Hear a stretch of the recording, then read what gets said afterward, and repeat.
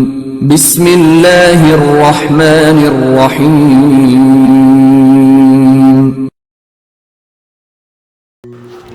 اللہ کے رسول حضرت محمد مصطفیٰ صلی اللہ علیہ وآلہ وسلم سے پوچھا گیا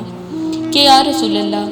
جنت میں آپ کے ساتھ سب سے زیادہ قریب کون سا انسان ہوگا؟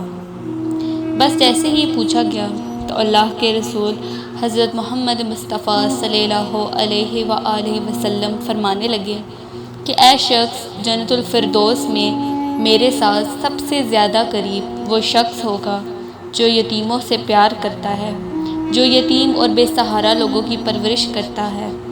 یہ بات یاد رکھنا، یتیموں کی پرورش کرنے والا اور بے سہارا لوگوں کو سہارا دینے والا جنت الفردوس میں میرے ساتھ بالکل ایسے ہی ہوگا جیسے کہ دو انگلیاں ایک ساتھ۔